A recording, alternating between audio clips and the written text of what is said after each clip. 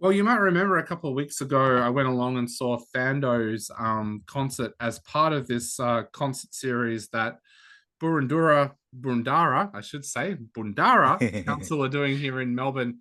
Uh, this last week, they actually had Ania Reynolds, who is an absolutely amazing artist, and she was playing at the Kew Court House, which is a building that Harley and I go past all the time when we're going to We our do. friend Greg's house. Um, but I never knew that it was such an amazing arts precinct as well. I've actually eaten in the restaurant that's on the corner there before, but never been into the courthouse. And it's got an amazing little, I think it's an 80 seat auditorium in there where you can put on music and put on plays.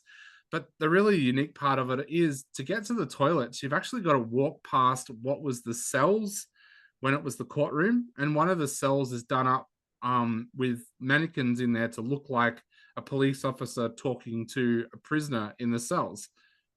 Ew.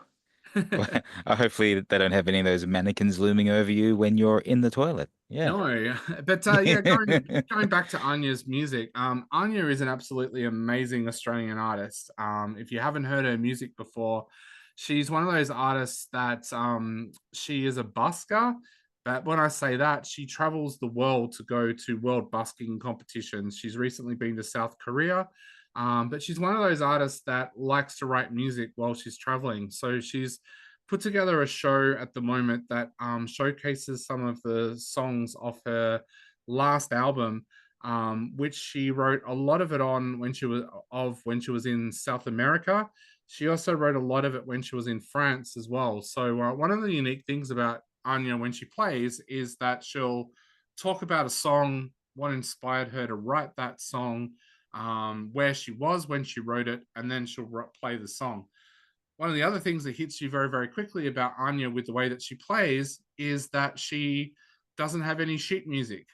So she'll play 18, 19 tracks in a concert on her piano that she's written herself, but with absolutely no sheet music anywhere in sight. Which I'm sure, Harley, as a musician yourself, that is a pretty amazing thing to do. Well, it is pretty amazing, and that's one of those things that always enters my head. I mean, even when it's acting and reading a script, and I'm sure you'll attest to this as well, it's like just the confidence to go off script is sometimes really hard, even though you actually do know it back to front, but just having it there feels so comfortable.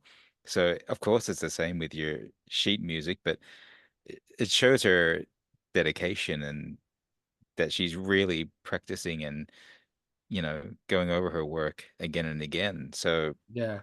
yeah, I think we're gonna hear from her a lot more.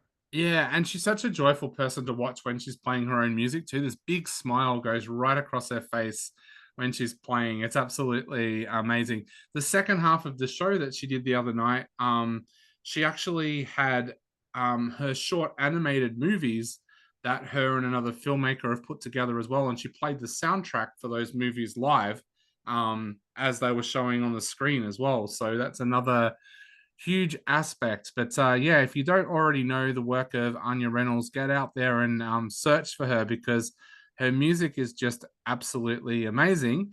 And her music and her use of piano got us talking. And there's an interview with Anya that's up on our website that's not on the show because it's no point playing it now because the show has happened. But we talked about piano and its use in modern day music. That got us talking on the Subculture Entertainment Discord group about classic songs that contain piano. But I also put it out there to the subculture team of, hey, throw some ideas around and let's have a little music marathon now in the middle of the show where we're going to take a listen to some tracks that really use piano. We're going to kick it off with Mhm. Harley, one of your suggestions, Tori Amos, of course, who is a very, very big piano player. We're going to Yeah, play and her. I suggest to anyone, if you get the opportunity to see her live, the way she plays, she will play two or three different pianos, keyboards, organs, whatever she has around her at the same time. She is prolific and amazing. It is so fun to watch. Like that's the ultimate performance to watch that. Definitely. So we're going to play Siren by Tori Amos. Then Kyle's suggestion was one of the tracks that he absolutely loves that features piano was at the 43rd Grammy Awards. Eminem teamed up with Elton John to play a piano version of Stan, Eminem's big track. So we're going to take a listen to that from the Grammy Awards.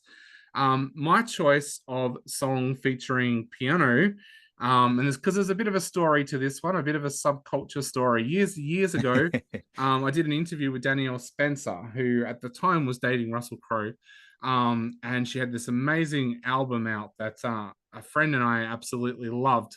We went along to her concert at Crown Casino, and it turned out that perhaps there wasn't as many Danielle Spencer fans out there as we thought there were, because there were only about four of us in the audience at this particular show. So we pretty much got a what would be the right word to use it? A very intimate performance of Danielle Spencer. So we're going to play a track of hers called "Forgive Me" in just a Mhm. moment.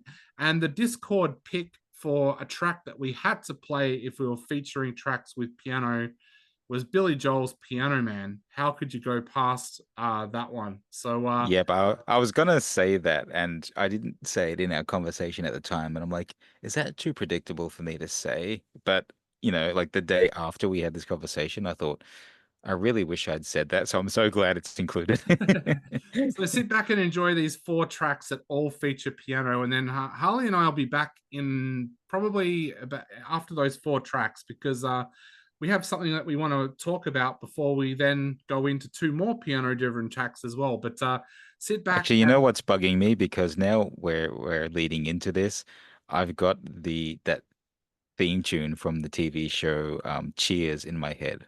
I can't remember who yes, does it, but that's such a good one for piano as well. the But I'm track. just making things more difficult. So And did you know let's go to the.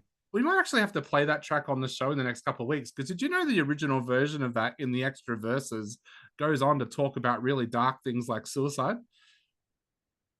I had a feeling there was something about that. That was Yeah. a thing for that era, wasn't it? Because, Yep. suicide is painless from Nash, Yep. and But yeah, we you'd be might have to get cancelled for that now. we might have to get those tracks on, because yeah, I discovered that recently that the second verse of that Cheer song is very very dark, and can see why they never used it in the show, even though Yeah, for I think sure. Norm and Fraser were battling some mental demons at times during the show. But we'll kick off our little marathon now of piano driven songs with Tori Amos and Siren.